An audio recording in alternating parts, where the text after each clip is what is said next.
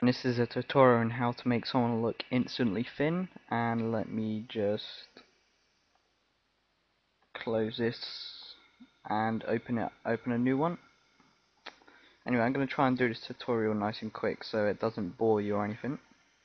Anyway, once you've opened a picture of a woman or male or anything you want to make look instantly thin, what you can do is double click on the background layer and you can rename it.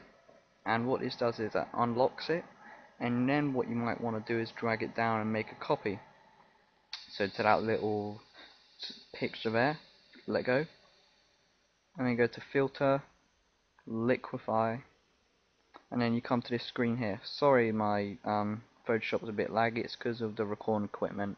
Not the best, but it works.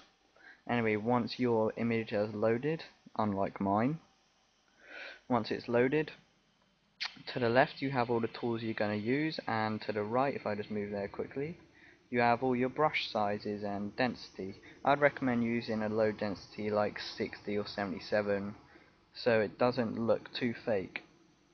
But anyway, moving on to tutorial, to the left, and click on the top one, the forward warp tool, and see if you wanna, let me just increase my brush size. Sorry it's not on the screen, but you know how to do that anyway. Anyway, so what you do is you position it to the on the edge. So I want to warp a love handle, position it on the edge. But look, if you do that, it will warp the arm. You do not want to warp any other bit. So say if you don't want to warp the arm, come to this tool here, the freeze mask tool. Paint over the arm. Like I said, it's a bit laggy, but I'm sorry for that. Not my problem. It's my stupid recording equipment.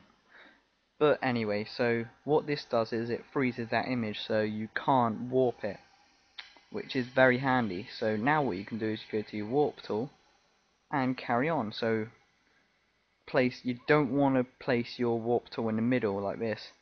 It won't work very well. You want to place it on the edge, click and push in like this, and you can create a wonderful effect by doing this. I mean, this is absolutely brilliant. I love this tool. Anyway, I'm just going to quickly do this, and take your time when doing this, make it look as good as possible. Just going to do the other side to make it look symmetrical. And anyway, say if you want to remove the red paint, don't worry, it won't be there once you've clicked OK.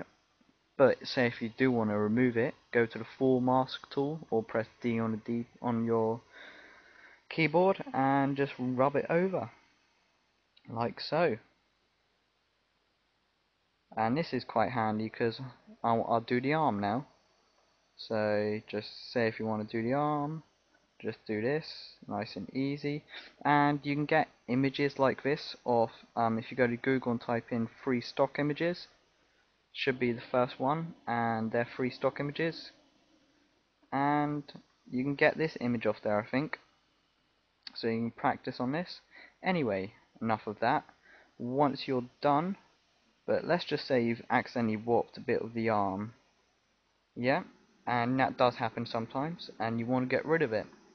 Leave it for a minute, click OK, and wait for it to render. Don't worry about the warped arm, or the little bit of blur that you've got on there. I'll show you how to fix that. Just wait for this to render. Anyway, once it's rendered and you're back on your main Photoshop screen, you want to get rid of this, so I'll just zoom in for you guys. There's two ways of doing this. You can use your history brush tool, this one here, and just paint over it. But say if it's too close to the bit you've warped, it will accidentally paint over the warp bit like this.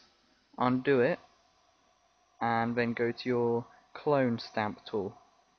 And you may have to get a thinner brush, but doesn't matter.